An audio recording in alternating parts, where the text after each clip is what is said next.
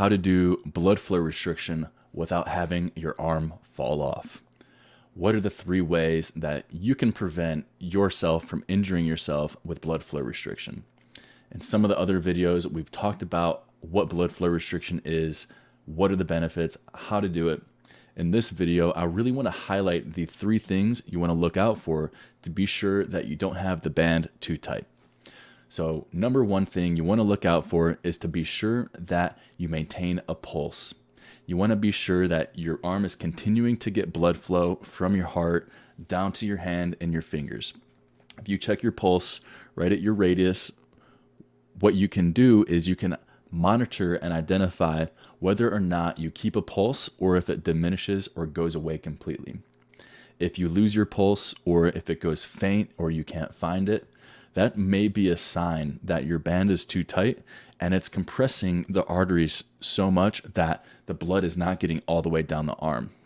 So in that case, if you do find your pulse diminishing, if you find your pulse going away or can't find your pulse at all with blood flow restriction, that may be a sign to loosen up the band. Number 2, the number 2 thing to look out for with blood flow restriction is to be sure that you keep the sensation in your hand. You want to look out for any numbness or tingling that starts to creep into your hand, your fingers, your arm. If you notice numbness, tingling in your hands and fingers, that may be a sign that you're compressing the nerves and the blood vessels too much. In that case, that's going to cause the numbness, tingling, and that may be a sign that you want to loosen up the bands a little bit. Because if we are compressing too much for too long, it's going to start to impact the blood vessels, your function, and it's just not a good way to be. And the number 3 thing to look out for when doing blood flow restriction is your capillary refill. Meaning, how long does it take for your capillaries, your blood vessels, the small blood vessels in your hands and your fingers, how long does it take for those capillaries to refill? So if I push down on my hand, or you can even check it on the thumb or the fingers, if you push down, what you notice is there's going to be whiteness on your hand where that spot was. So if you're pushing down, you typically, when you pull your thumb off, it'll take just a couple seconds for that white spot to turn red again, for that blood flow to fill back up those capillaries. If you're finding that as you push down to test your capillary refill, if it's taking more than say 5, 10, 15 seconds for that to refill, that may be a sign that you're compressing the arteries too much and it's slowing down the blood flow to your arm instead of the blood flow out of your arm. So those are our 3 things we want to look out for, is to be sure that you maintain a pulse, that you maintain the sensation, and that you also maintain proper capillary refill. So if you can look out for those 3 things, that's a good way to tell if your band is too tight doing blood flow restriction. Because if your band is too tight doing blood flow restriction, that's where you're likely to find some of the risks increase. We want to maintain blood flow to the arm. With blood flow restriction, we're just restricting the blood flow out of the arm. Again, like I talked in other videos, we want to maintain blood flow down the arm, and the arteries, they take blood to the arm, to the hand, they run deep along the bones, and the blood vessels that take the blood back out of the arms into the heart are more towards the surface. Those are the veins. The veins closer to the surface are easier to compress.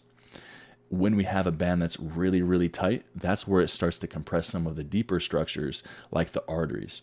So if our band is too tight, what that's going to do is it's going to compress the arteries and it's going to slow down the blood flow to the arm. This is a no-no. We want to be sure that we're maintaining blood flow to the arm and just slowing down the blood flow out of the arm. That's where we get the benefits with blood flow restriction. Again, when we're slowing down the blood flow out of the arm, it's causing the buildup of fluid, of metabolites, these metabolic waste products like lactic acid. So it causes this buildup of all these chemical waste products in here. And what it does is that signals to the muscle, to the body, to the nerves that the body must be working hard. Because if there's a presence of these metabolic waste products like lactic acid, what that's doing is it's fooling the body into thinking that it's working out a lot harder than it actually may be. because the body is used to releasing lactic acid when it's exerting itself really hard, when it's lifting heavy, when you're getting out of breath. That's when lactic acid goes up. So we can use blood flow restriction to fool the body into thinking that you're training really, really hard just by slowing down the blood flow and slowing down the removal of those waste products. So that's the big benefit of blood flow restriction. Again, we've talked about some of the advantages to using this when you don't have a gym, you don't have heavy weights, you don't have access to equipment to train, or if you're overcoming an injury and you're not really allowed to lift your arm or lift weights at all. This is a perfect example, a perfect scenario for when to use blood flow restriction. So these are the 3 things you want to look out for to be sure that you have the band at just the right tightness, to be sure that you maintain a pulse, you maintain your sensation, and you're maintaining your capillary refill. Keep an eye out for those 3 things if you're doing blood flow restriction. And again, if you're overcoming an injury, if you have some sort of problem that you're overcoming physically, seek some support with that, whether that's a healthcare provider, whether that's your physical therapist, or you want support from me, you can reach out to me and I can help better direct you on what may be the best fit for you. Because there are risks with this, though the risks are low. Just be sure that you're doing this the right way, have a strategy. And again, when doing blood flow restriction, there's a different approach we want to use when training. We'll talk more about that in a future video, but for now, there's your 3 tips on what to look out for when doing blood flow restriction. If you're interested in getting support, coaching, or the men's aesthetic program, you can find links in the description below. We talk about this in the men's aesthetic program. We also talk about multiple other things with training plans. We talk about testosterone optimization, your mindset, meditation. We talk about nutrition and so much more. So if you're interested in getting the men's aesthetic program, you can join us. Find a link in the description below or go to primalrx.com/map and you can find out more information there. Look out for my blood flow restriction course coming out soon.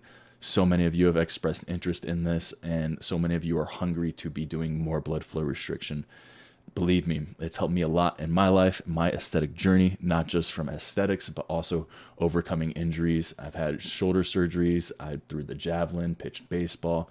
So a myriad of injuries, and blood flow restriction has been an asset to helping me to overcome these injuries and also be able to maintain an aesthetic body when I don't have equipment. So more on that later. That's enough in this video. Thanks for listening, guys, and I'll see you in the next one.